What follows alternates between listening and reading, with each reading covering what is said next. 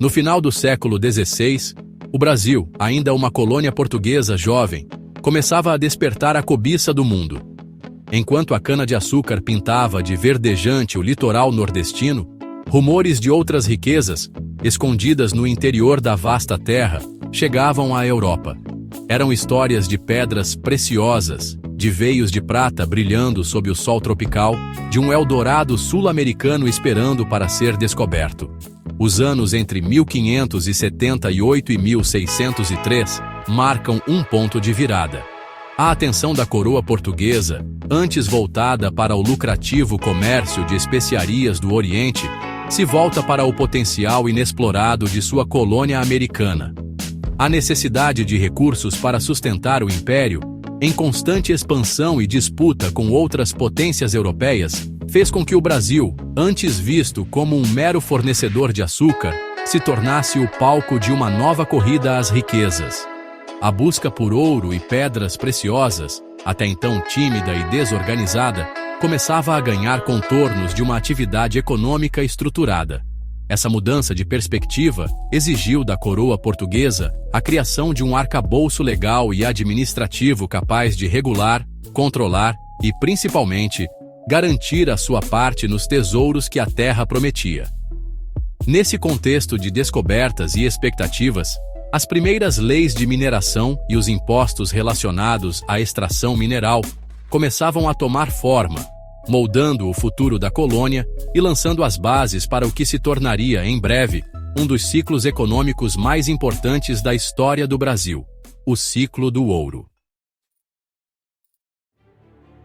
A coroa portuguesa, como qualquer monarquia europeia da época, estava constantemente em busca de maneiras de aumentar seus cofres. Guerras, expansão territorial, manutenção da corte, tudo isso exigia vultosos investimentos. O Brasil, com suas plantações de açúcar, já contribuía para a economia lusitana, mas os rumores de ouro e pedras preciosas acenderam a esperança de uma nova e poderosa fonte de renda.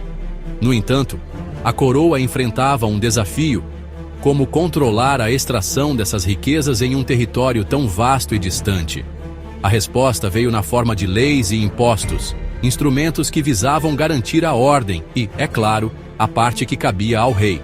Era preciso criar mecanismos para evitar o contrabando, a sonegação e a exploração desenfreada que poderia esgotar rapidamente as minas. Assim, a partir de 1578, uma série de decretos e regulamentações foram emitidos pela coroa, inaugurando um sistema de controle sobre a mineração no Brasil. Essas primeiras leis, embora simples em comparação com a complexa legislação que surgiria nas décadas seguintes, representavam o embrião de um sistema que visava organizar a atividade mineradora e, principalmente, garantir a participação da coroa nos lucros.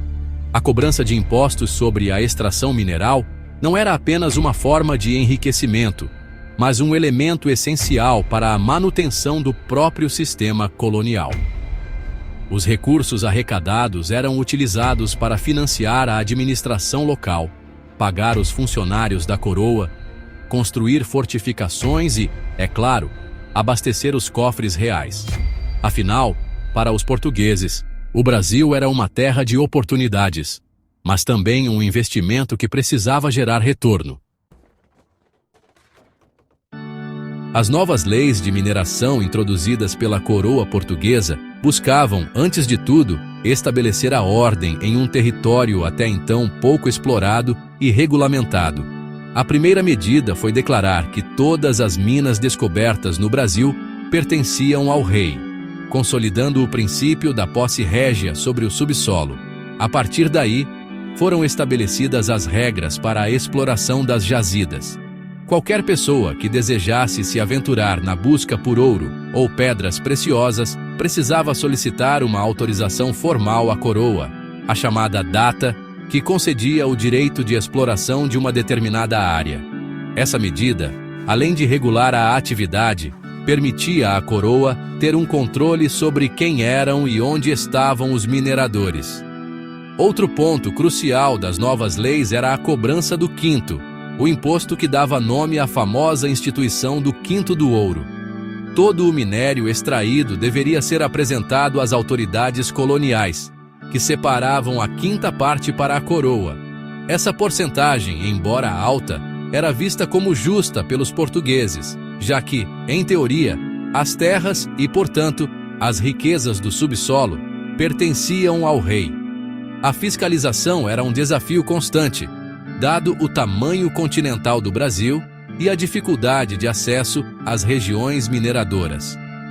Para garantir o cumprimento das leis, a coroa contava com a colaboração das câmaras municipais, que, em tese, deveriam fiscalizar a atividade mineradora em suas respectivas jurisdições. Além disso, a coroa enviava provedores e tesoureiros para supervisionar a cobrança do quinto e reprimir a mineração ilegal. A coroa portuguesa, ciente da vastidão do território brasileiro e da dificuldade de controlar a atividade mineradora apenas com funcionários vindos da metrópole, delegou às câmaras municipais um papel importante na fiscalização da mineração. Essas instituições, formadas por homens bons escolhidos entre a elite local, se tornaram os olhos e ouvidos do rei nas regiões auríferas. Cabia às câmaras municipais a tarefa de registrar as datas de mineração, fiscalizar a exploração das minas, garantir a cobrança do quinto e reprimir a mineração ilegal. Para isso, contavam com a colaboração de funcionários como os guardas-mores, responsáveis por vigiar as áreas de mineração e perseguir os contrabandistas.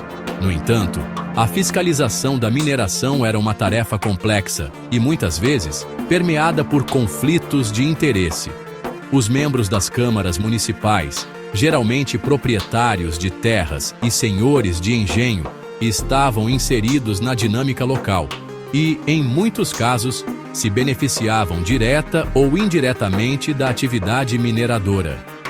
A tentação de fechar os olhos para irregularidades em troca de favores ou de participar, eles próprios, de esquemas de sonegação era grande. A distância da metrópole, a falta de estrutura de fiscalização e a própria natureza da atividade, que se dava em locais remotos e de difícil acesso, contribuíam para a proliferação da corrupção e da sonegação.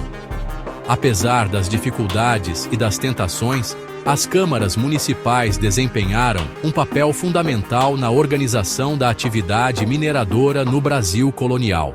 Eram elas que, na prática, faziam a ponte entre a coroa portuguesa, que legislava de longe, e a realidade das minas, com seus desafios e contradições.